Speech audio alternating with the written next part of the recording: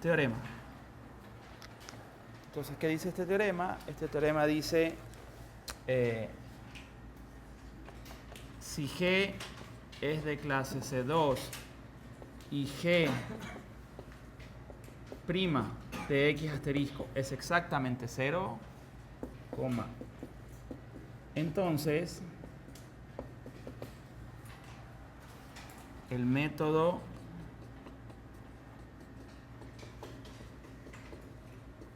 iterativo de punto fijo presenta al menos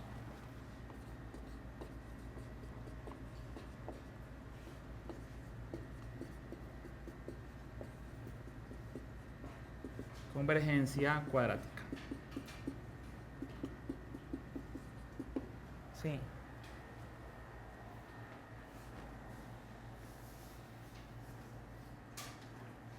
Listo, entonces veamos la prueba, a ver. Entonces, si quieren, bueno, no paso tan directo, a ver. Yo sé que si tengo esto, G' de X asterisco igual a 0, entonces aquí es que yo digo así, ¿no? Yo digo, bueno, existe un delta mayor que 0, ¿sí? Tal que, pues para toda X que está en el intervalo, X asterisco menos delta, X asterisco más delta, ¿qué ocurre? Que pues valor absoluto de G' de X es menor o igual que una constante K, pongámosle aquí, ¿sí? Y a su vez esta constante K es menor que 1. Ok, y por lo tanto G es Lipschitz ahí, ¿verdad? Sí, le puedo poner acá, ¿no? Ya hicimos esto, ¿no? Por eso lo escribo directo, ¿no? G es Lipschitz. De hecho, con constante K. Con constante K. Ok. Y entonces, ¿qué ocurre también? Pues ocurre que para toda X que pertenece a X asterisco menos delta, X asterisco más delta, ¿sí? G de esa X también está en el mismo intervalo. Ok, ahí está, coma, pues, ¿no? Sí. De hecho, ¿esto cómo lo probamos? ¿Cómo probamos esto? Aquí usamos teorema del valor medio para derivadas. Sí. De todas maneras, pongo una notita aquí. Revisar.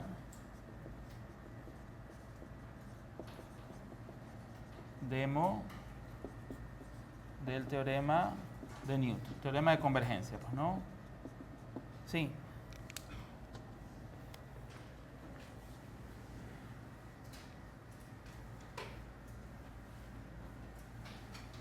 Pero ahora G es de clase C2.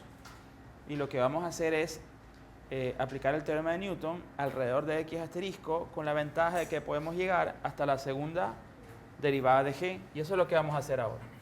Entonces, aquí es cuando concluimos, ¿verdad? Aquí es cuando nosotros decimos, bueno, entonces G satisface Banach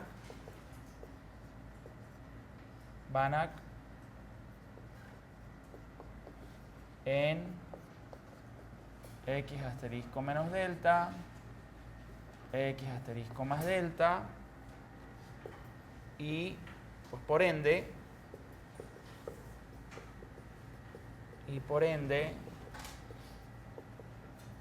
la sucesión X sub n igual G de X sub n menos 1 converge a X asterisco. Converge a X asterisco con X sub 0 arbitrario, pongamos. Con X sub 0 arbitrario, pues en ese intervalo, ¿no? X asterisco menos delta, x asterisco más delta. ¿Sí? Y aquí aplicamos Taylor. ¿Sí? Entonces, usando Taylor, dos puntos. Alrededor de x asterisco, entonces hacemos así, ¿no? G de x, ¿quién es? Es G de x asterisco. ¿Qué más dice el teorema de Taylor? Aquí sería G' de x asterisco, la hago completa, a ver, sobre 1 factorial por x menos x asterisco, ¿más quién? Más G2', pero solo puedo llegar hasta la segunda derivada porque suponemos G de clase C2 y aquí ya va el valor entre x y x asterisco, porque este es el término de error. Pongámosle, ¿cómo le puse antes? C. C, ¿verdad? Listo, pongámosle C. Por x menos x asterisco al cuadrado. Ajá. Y este es el término de error. Ah, perdón, sí. Dividido para el factorial de 2. Faltó, ¿no? Dividido para el factorial de 2. Y este que está aquí es el término de error. Para allá vamos, sí. Término de error. Sí, efectivamente para allá vamos. Entonces, bueno, decimos aquí, tómese lo mismo, ¿no? Similar al teorema anterior. Tómese x igual a ¿quién? Al enésimo elemento de la sucesión. Entonces, ¿qué tendríamos aquí? Tendríamos g de x sub n igual g de x asterisco. Ah, pero aquí ganemos algo de tiempo. Porque por hipótesis, ¿qué ocurre con g de x asterisco? Con g' de x asterisco. Aquí está, ¿no? G' de x asterisco, 0. ¿Sí? Entonces, esto es 0 y por lo tanto este término que está aquí se anula. ¿Sí? Y paso directamente al que está acá. Y sería más ¿quién? Más 1/2 de G2' de C. ¿Sí? Recuerden aquí, ¿no? C, ¿dónde está? C está entre x y x asterisco. Y obviamente acá va a estar entre x sub n y x asterisco. Entonces, ¿qué sería aquí? Sería por x sub n menos x asterisco elevado al cuadrado. Ok.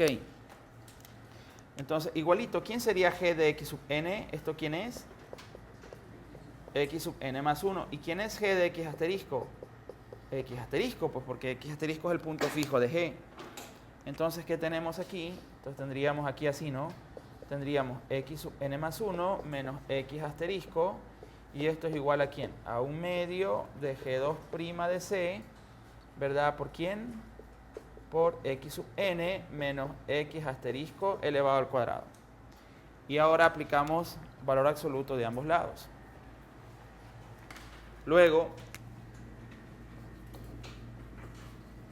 dos puntos. Valor absoluto, ¿no? Entonces sería valor absoluto de x sub n más 1 menos x asterisco. Esto es igual a ¿quién? A 1/2 valor absoluto de G' de C. Aquí es G' de C por G2', ¿no? Sí. G2'. Y acá sería valor absoluto de x sub n menos x asterisco. Al cuadrado. Al cuadrado. Sí. Listo, entonces, ¿esto qué es? E sub n más 1. Y esto es el cuadrado de E sub n. Ahora, recuerden que G es continua, G' es continua y G2' continua. Continua en intervalo cerrado, pues tiene una cota superior, pero ojo, 2', no necesariamente esa cota es menor a 1, una cota superior cualquiera. Entonces decimos aquí, con el 1/2, pues podemos acotar esto y decir que es menor o igual que una K. Ok. Ahí. Entonces, pues tendríamos aquí ¿qué cosa? Que E sub n más 1 es menor o igual que una K, ¿sí? Por E sub n al cuadrado. Y esta K no tiene por qué estar acotada a su vez por 1, ¿no? Aquí cualquier real positivo. Ok. En tal caso se cumple esta condición. Se cumple esta condición. Y decimos, por lo tanto,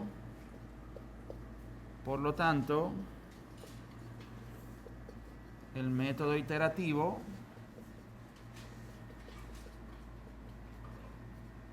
presenta al menos convergencia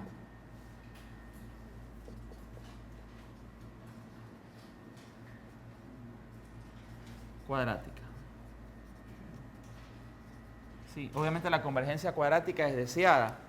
Sí, porque miren, como para hacerlo ilustrativo, a ver, ¿qué tal si estamos iterando y el error en la enésima iteración es, por poner un ejemplo, a ver, el error en la enésima iteración es 10 a la menos 4, por ejemplo. Supongamos, ¿no?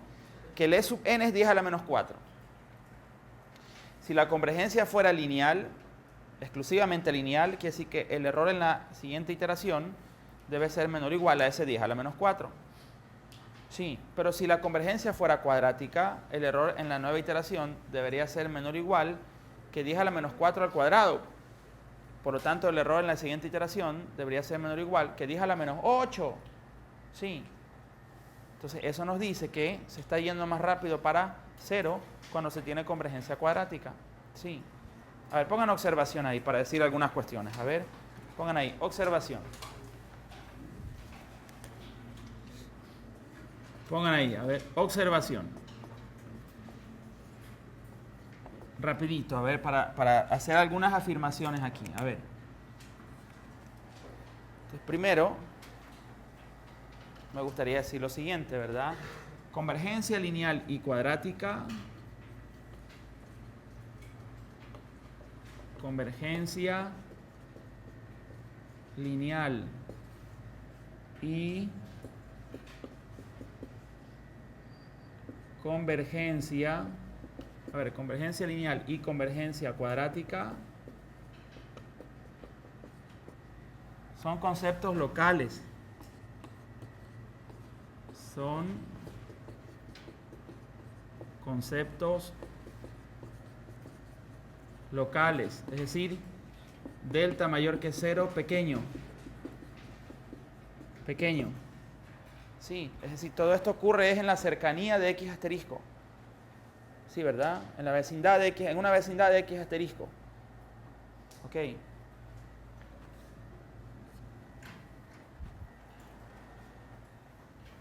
Otra cuestión importante, convergencia cuadrática, obviamente implica convergencia lineal. Implica convergencia lineal. No lo contrario, pues no. Le pongo acá, no lo contrario. Es decir, si converge cuadráticamente, converge linealmente, pues no.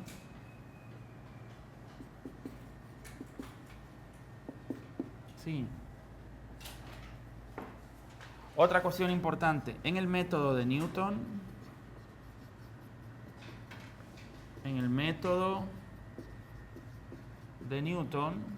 pongo entre paréntesis, el cual es un método de punto fijo,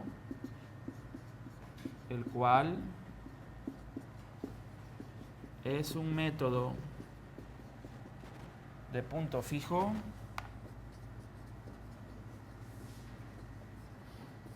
ocurre que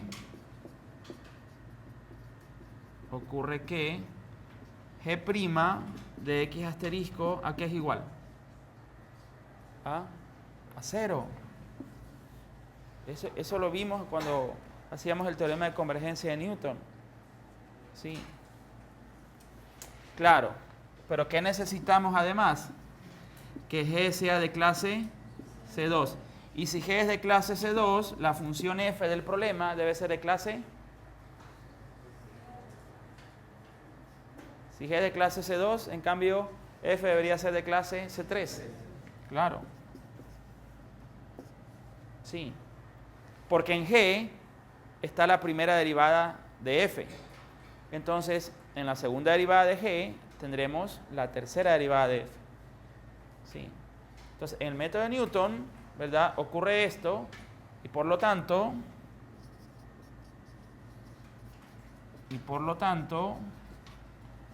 con Newton se tiene al menos convergencia cuadrática. al menos convergencia cuadrática. Lo cual es bueno. Es decir, si yo tengo la ecuación, ya vimos, ¿no? En el método de punto fijo tengo la ecuación f de x igual 0. Juego con la ecuación de manera tal que construyo otra de la forma x igual g de x. Y ahí es cuando planteo el problema equivalente. ¿Sí? Si trabajo de esa manera, yo sé que al menos tendré convergencia lineal. ¿Ok? Pero si trabajo con Newton, con la g de Newton, yo puedo tener al menos convergencia cuadrática. ¿Sí? Entonces, de todas maneras pongo aquí abajito, en general, ¿sí? En general, se habla de convergencia de orden P. De orden P. ¿Sí? Dos puntos, es decir, E sub n más 1 menor o igual, por ejemplo, que una constante C por E sub n elevado a la P. ¿Sí? ¿Y qué es lo que uno quiere aquí? En general, uno habla de convergencia de orden P, pues, ¿no?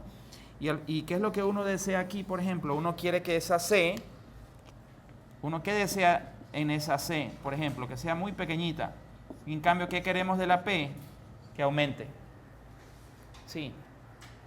Quisiéramos métodos iterativos de cuarto orden, de quinto orden.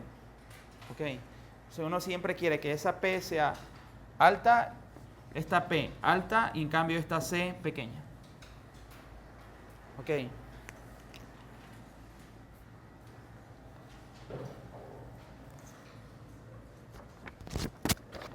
Problema.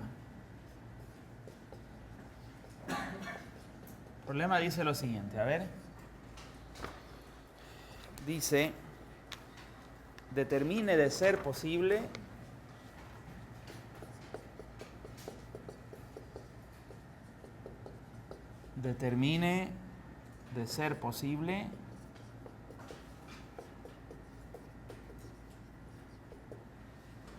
coma, el valor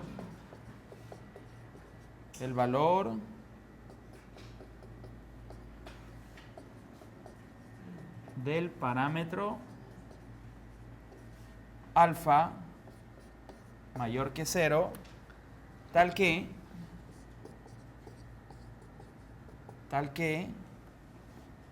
dos puntos, la integral de alfa hasta 2 alfa de x e a la x sea igual a 10.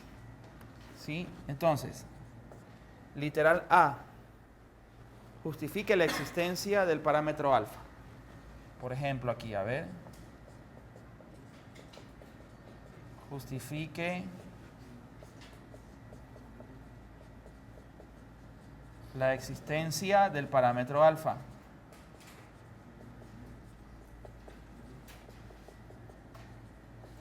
Sí. Literal B. Dice aquí, con una tolerancia epsilon igual 10 a la menos 4, ¿sí? Aproxime el valor de alfa con el método de la bisección. Con el método de la bisección.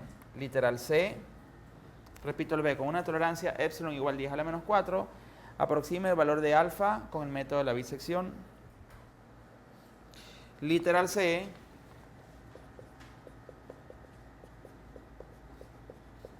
resuelva el problema usando el método de Newton.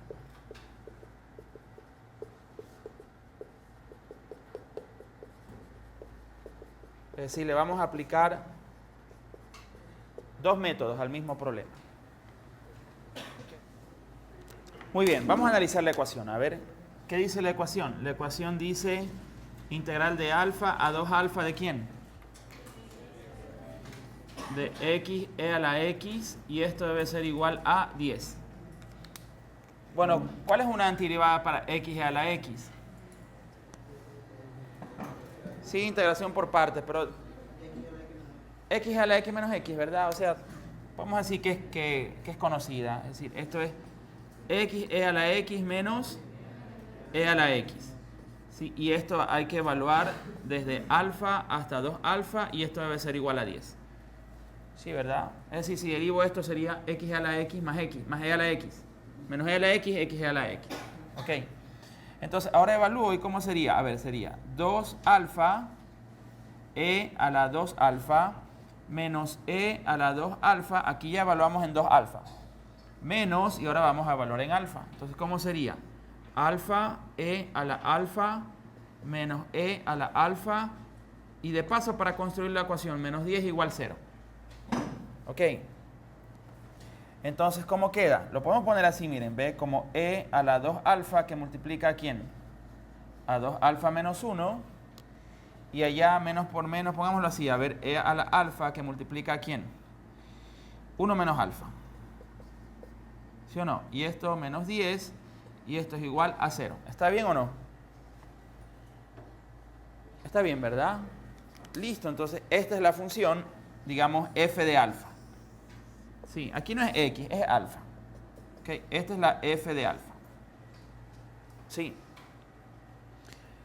Entonces, si nosotros observamos la función f de alfa, ¿qué tipo de función es esta que está aquí? Lineal, exponencial, lineal continua, exponencial continua, otra lineal, otra exponencial, una función constante. Todas esas funciones son continuas. Operaciones con funciones continuas, resultado, función continua. Entonces, de hecho, todas estas funciones de aquí, 1, 2, 3, 4, 5, esas 5 funciones son continuas y en todo R. ¿Sí ven? Entonces, aquí yo concluyo y digo, entonces, f, ¿verdad? Es continua en toda la recta. En toda la recta real, pues, ¿no? Sí. Le podemos poner aquí porque es el resultado, ¿verdad?, de operaciones con funciones continuas. Porque es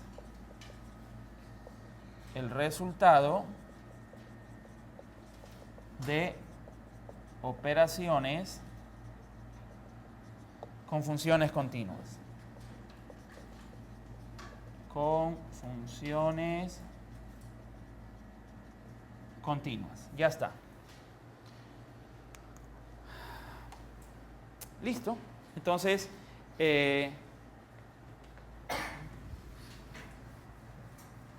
tenemos que escoger un intervalo ahora para hacer nuestro análisis, ¿verdad?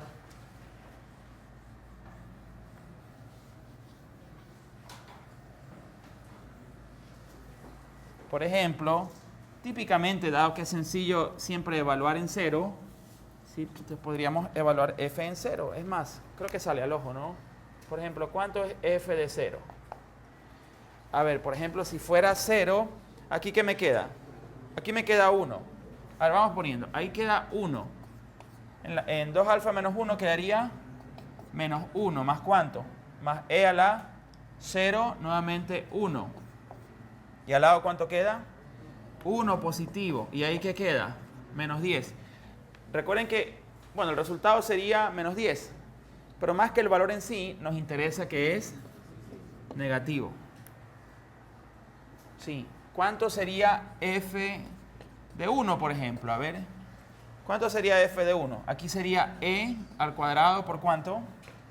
2 menos 1, 1. Listo. Más, acá sería e a la 1, que es e. Y aquí ¿cuánto queda? 1 menos 1, lo cual es 0. Y menos 10. ¿Sí? Entonces, bueno, este término se fue. ¿sí? No necesitamos calculadora porque sabemos que E es 2.7, que no llega a 3. Por lo tanto, esto no debería llegar a 9. Y si le resto 10, sigue negativo. Sigue negativo. Sí. Estamos esperando un cambio de signo. Sigue negativo. Quiere decir que 1 no sirve. Hay que avanzar. Por ejemplo, f de 2. ¿Cuánto es f de 2? Sería e a la ¿cuánto? 4. Luego sería 2 por 2, 4 menos 1, 3. Listo. Después, ¿qué viene? E a la 2. ¿Por quién? 1 menos 2. ¿Esto cuánto da? Menos 1. Y ahí tendríamos menos 10. Esto sería 3 veces e a la cuarta. ¿Sí? Aquí sí es positivo. Aquí sí se ve que es positivo. Sí. Porque esta cantidad es claramente mayor que lo que acá me podría dar en negativo, que a lo mucho sería 19 en negativo. O sea, estamos restando un valor incluso inferior a 19. Sí, esto es más que 19. Ahora, si dudamos, cogen la calculadora, ¿no? Pero esto es mayor que 0. Ok, eso es mayor que 0. Ya está, ya tenemos el cambio de signo. Sí, entonces yo digo aquí, yo digo, note que f es continua en 1, 2. O sea, es continua en toda la recta, pero hagamos referencia al intervalo que nos interesa, ¿no? Entonces, note que f es continua en 1, 2 y además, pues f de 1 por f de 2 es menor que 0. Listo. Entonces, existe, aquí le ponemos así, ¿no? Alfa asterisco, ¿sí? Dentro de ese intervalo, es decir, entre 1 y 2, tal que, pues f de alfa es igual a 0. Sí, le ponemos acá a un ladito debido al teorema del valor intermedio. Debido al TBI le pongo, ¿ya? Debido al teorema del valor intermedio. Entonces, hemos justificado la existencia del parámetro alfa. ¿Sí? Entonces, decimos aquí, con esto se ha justificado la existencia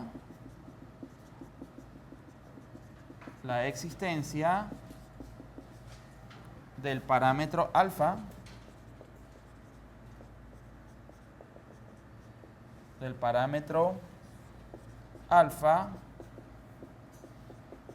en el intervalo 1, 2. Sí. Ahí está.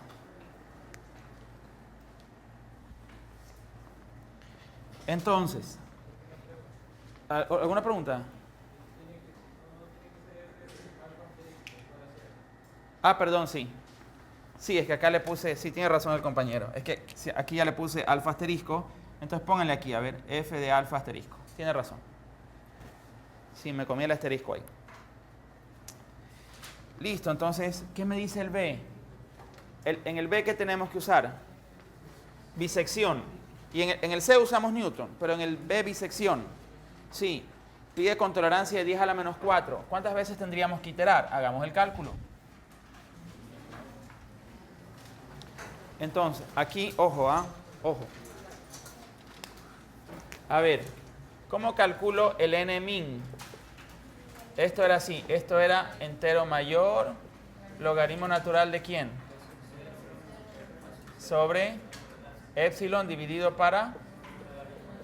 Listo. ¿Sí? Nada más, ¿verdad? ¿Sí? ¿Falta algo? Esa es la formulita, ¿verdad? Sí. Entonces, esto sería... Listo, aquí sería así, a ver, sería logaritmo natural de... ¿quién es b sub 0? Le pongo completo, o sea, sería 2 menos 1. ¿Sí? Así era la fórmula, ¿verdad? Aquí se va a anular, miren, ¿ve? Porque va a quedar 1 sobre 10 a la menos... no, perdón, no se anula. Sí, me olvidé que había que dividir para epsilon. Y esto dividido para logaritmo natural de 2. ¿Sí? Es que arriba queda sería entonces logaritmo natural de 10 a la cuarta, porque sube, ¿verdad? Y esto sobre logaritmo natural de 2. A ver, ¿cuánto es este cálculo? A ver si me ayudan. Ah, y le sacan el entero mayor. ¿Cuánto sale? ¿Ah? Listo. ¿Sí? Es decir, al menos debemos iterar 13 veces. Al menos se debe iterar 13 veces. Sí. Listo, ahí nos quedamos ya.